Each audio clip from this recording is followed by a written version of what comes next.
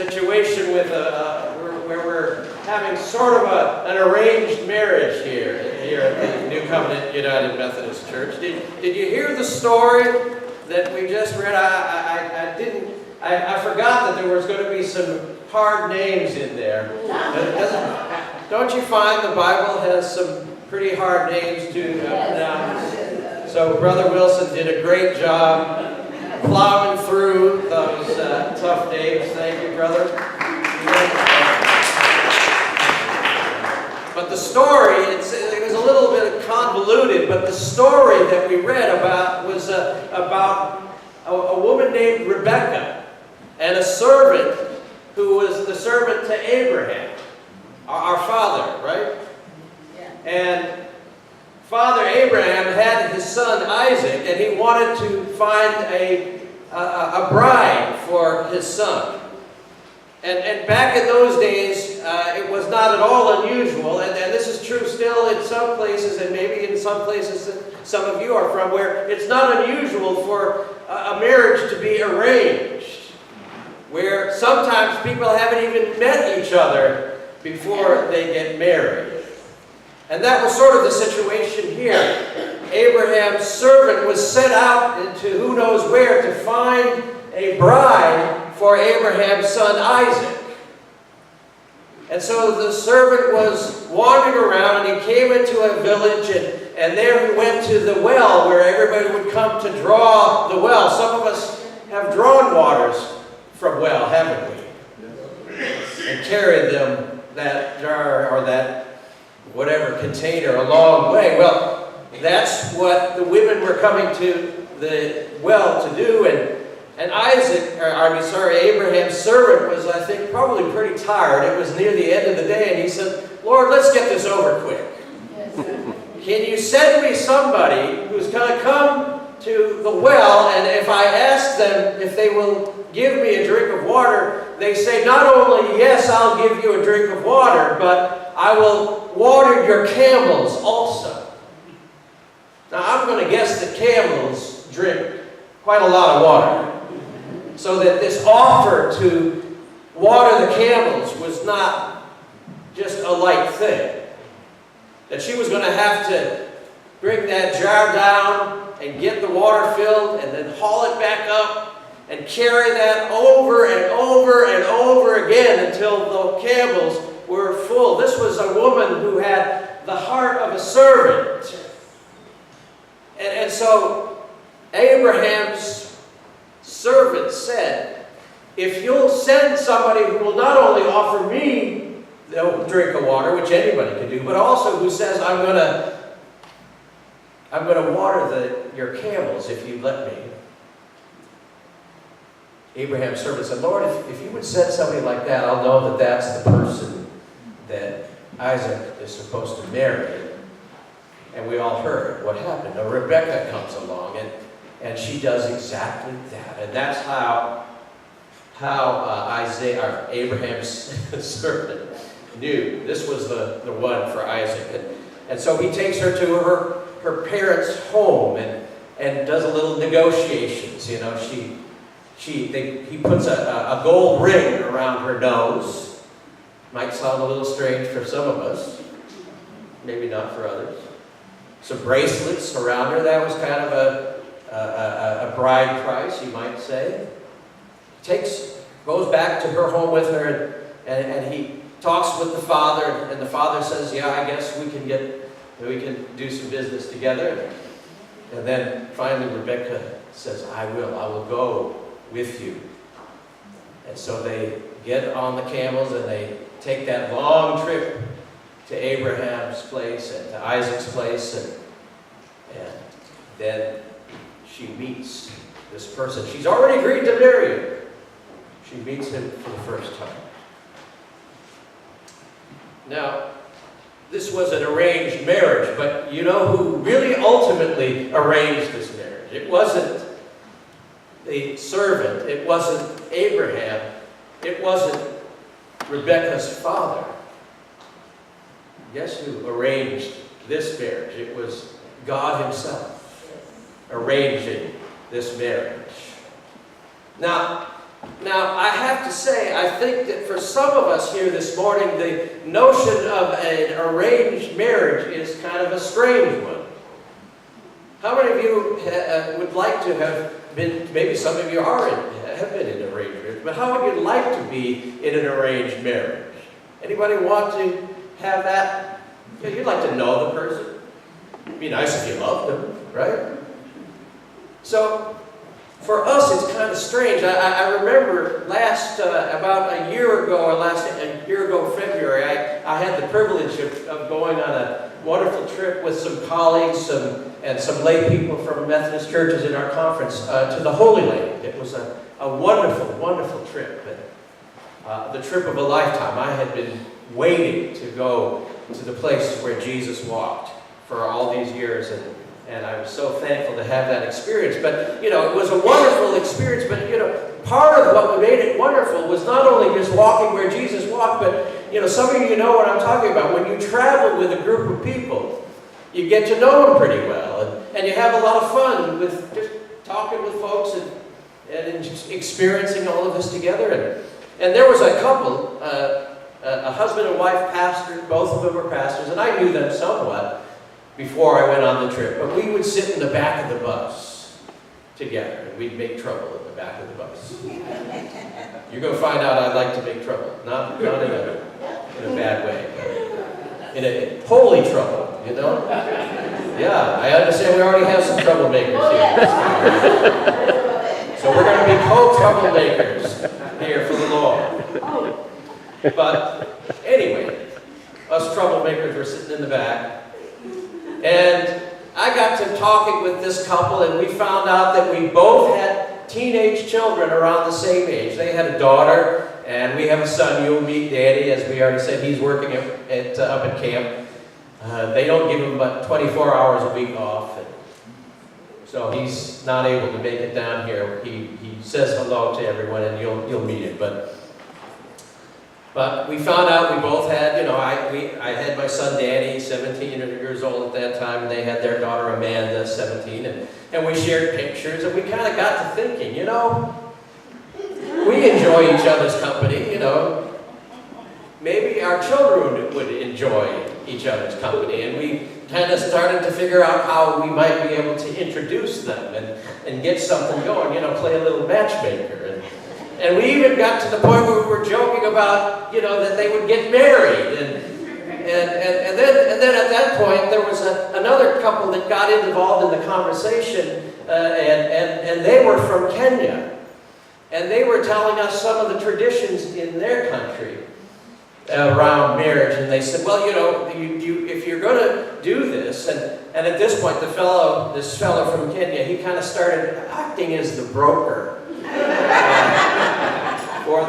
For these folks, for their daughter, and it says, you're going to have to provide 20 goats, and you're going to have to provide a couple camels and 10 cows if you want to win these folks, their daughter, in marriage.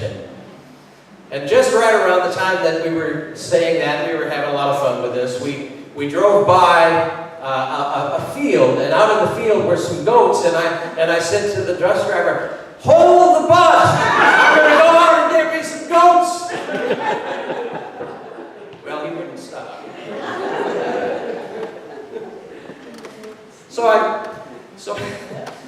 So I went, when I got back home, I told my son, Danny, all about this, and he didn't find it funny at all. He looked at me like you so often does. He said, that's just strange, Dad.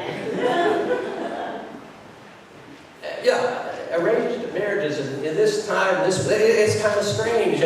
And you know what else is strange? To some people at least. The way our Methodist church does things, They'll come in and they'll take a pastor that everybody's happy to have them around, and the pastor's happy, and they'll say, no, you got to go somewhere else. And then they'll call up a guy like me, and I'm sitting up in the lakes of New Hampshire. New Hampshire's a little different than here. Some of y'all know what I'm talking about. A little quieter. and they call me up and they say, we want you to water some camels. No, they said, we want you to go to Connecticut. And I didn't know anything. Well, I knew something about Connecticut, but I didn't know anything about New Covenant Church. I'd heard of y'all. I knew Pastor Louise from the Hopkins Church a little bit. I knew Pastor Joyce pretty well. We got into some trouble together a few years back. Gary, I had met him a couple of times, but didn't know him real well. I didn't know him. Well, then, Pastor David Calhoun, our district superintendent. How many of you know David? Some of y'all know. He's like my boss. He's like the high muckamuck, almost as high as the bishop in our conference. Well, he's the one who called me up, and he, as he was talking, I kind of felt like he was kind of like Abraham's servant, and I was kind of like Rebecca, because as he kept talking, this place started sounding better and better to me. He said, well, they started telling me that it's kind of in a city environment, and I have to say, even though I was living up in the country for these last several years, I'm a city guy. I grew up near Chicago. And this is like coming home to me, in terms of, just things being a little bit more loud and fun. You don't have to travel a long, long way to get to your grocery store and, that kind of stuff. And just the people and all of that. So that sounded good. And then he started talking to me about the ministry that you all are involved in your community. And I said, wow, I have been praying and asking God, I'd love to be involved in that kind of ministry. And then he mentioned something that I kind of remembered, but I wasn't sure about. He said, and there's a bunch of folks who are from Ghana who are part of this church.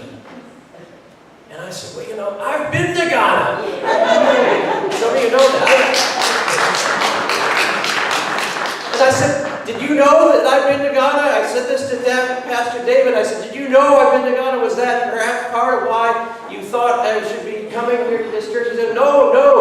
I said, well, I was in Ghana for 2 weeks, and even though it was only 2 weeks, I grew to love the people, and I grew to love the land and the nation, and I've stayed that way, and I've been praying for folks from Ghana ever since then. Always wanted to go back. And it was almost like I said, yeah, I'll water your camels. I'll go. Now, that's the way it is for me. I recognize that you all might be in a different place, although I have to say the welcome has just been amazing. This arranged marriage that we have in the Methodist Church is strange because it follows an earlier marriage, right? And like you said, we don't know how long this marriage will last. And I know that many of you loved Pastor Gary a whole lot, and that it was not easy to say goodbye to him. And I know that sometimes when that happens, that it means that you're not necessarily going to be super excited about the new guy who comes in to take his place. And I wouldn't blame you. We are. And I'm amazed that you are. But I also have to know that I have to have a sense for some of you might be kind of sad to have lost a pastor who has served you faithfully for 10 years. And so, all I can say is that I believe that God has put us together. Yes. I believe that sometimes the things that are arranged not by each other, but by God. That there are strange but happy coincidences. You know what a coincidence is? Somebody told me that just a couple of days ago. A coincidence is God acting incognito, God acting in disguise. You know what I'm saying? They're not really so much coincidences as they're God incidences. And I'm not saying that God maps everything out or gets you a parking space or whatever, but I do believe that there are times when God brings people together and arranges things according to His purposes. And I'm willing to trust, and I'm going to invite you to trust with me that this is one of those. Amen. That we are here together, not by accident, not by a bunch of denominational leaders throwing darts up on a wall, but because God. God is in the mix. You know, some of you might be familiar with, there's a wonderful play called The Fiddler on the Roof. Beautiful play, if you ever have a chance to see it. And in that play, there are two main characters. A man named Tevye, I've got to mix up their name. Tevye, he's a milkman. He has 5 daughters. God bless him.